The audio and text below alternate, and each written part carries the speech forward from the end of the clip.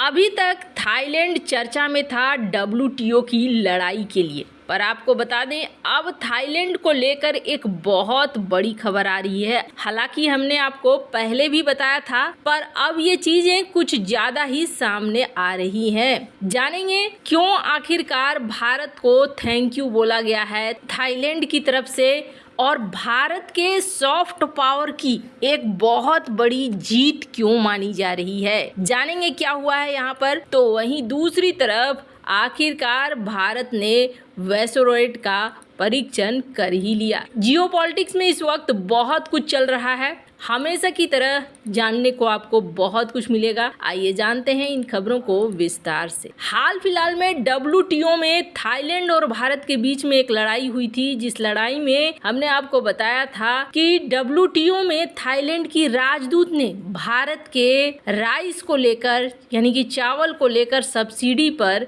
एक हंगामा खड़ा किया था, जिसके बाद भारत ने भी यहाँ पर बायकॉट करना शुरू कर दिया था। और भारत के बायकॉट का असर ये हुआ था कि थाईलैंड ने भारत विरोधी बयान देने वाले राजदूत को हटा दिया था। अब इसके बाद एक और बहुत बड़ी चीज हुई है जो भारत की सॉफ्ट पावर की बड़ी जीत मानी जा रही है। हमने आपको पहले भी एक खबर में बताया था कि महात्मा बुद्ध के अवशेषों को लेकर भारत की एक टीम थाईलैंड पहुंची है और यहाँ पर लाखों लोगों के आने की संभावना है, जो भूटान से, नेपाल से, म्यांमार से बहुत बड़ी संख्या में लोग महात्मा बुद्ध के अवशेषों के दर्शन करने के लिए आएंगे। ये जो भीड़ देख रहे हैं वीडियो में आप, ये भीड़ उसी का है। इतनी बड़ी संख्या में लोग पहुंचे हैं अवशेषों के दर्शन करने के लिए। दूसरी तरफ यहाँ पर भारत को लेकर बहुत ही अच्छी बातें कही जा रही है। स्क्रीन पर आप देख सकते हैं जो ये आयोजन किया गया है,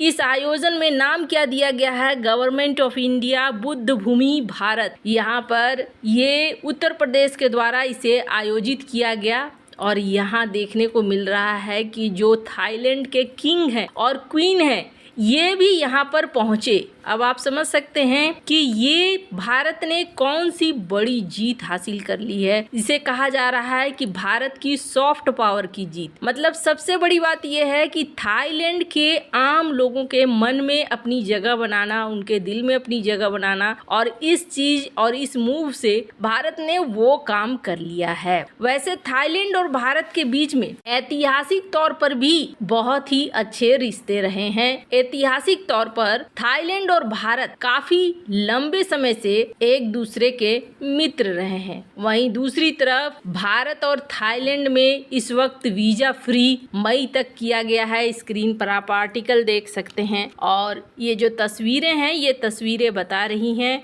कि चाइना को भले ये अच्छा न लगा हो, पर भारत के लिए ये एक सॉफ्ट पावर में बड़ी जीत है। खैर, थाईलैंड हिंदू धर्म से काफी हद तक प्रभावित रहा है, पहले भी रहा है और अब भी रहा है।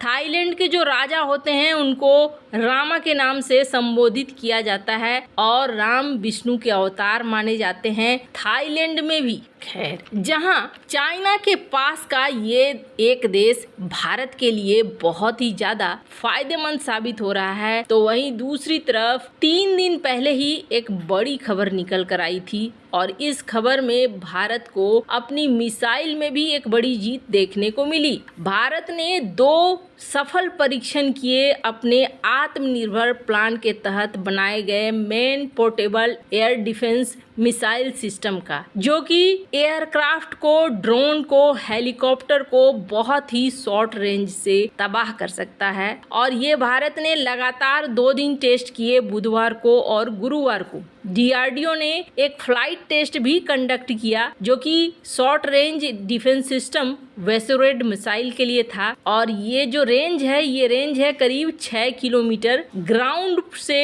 ये ग्राउंड बेस्ड पोर्टेबल लॉन्चर है जो कि चांदीपुर उड़ीसा में इसका परीक्षण किया गया। आपको बता दें ये जो परीक्षण है ये परीक्षण high speed unmanned aerial target को डिस्ट्रॉय करने के लिए किया गया है। इस पूरे परीक्षण में जो टारगेट थे वो बहुत ही अच्छे तरीके से मारकर गिराए जा सके और मिसाइल ने सारी जो ऑब्जेक्टिव थे उसको बहुत अच्छे से पूरा किया है। वेसोरेट डिजाइन और डेवलप किया गया है रिसर्च सेंटर इमरात और DRDO की लेबोरेटरीज के साथ मिलकर। वेसोरेट मिसाइल्स कई टेक्नोलॉजी से मिलकर बनी हुई है जिसमें reaction control system, integrated avionics और भी कई सफल चीजें इसमें परीक्षण के दौरान देखने को मिली है। आपको बता दें इस मिसाइल में डुअल थ्रस्ट वाला सॉलिड मोटर है जो कि लो एल्टीट्यूड एरियल थ्रेट्स को भी शॉर्ट रेंज में मारकर गिरा सकता है। DRDO, army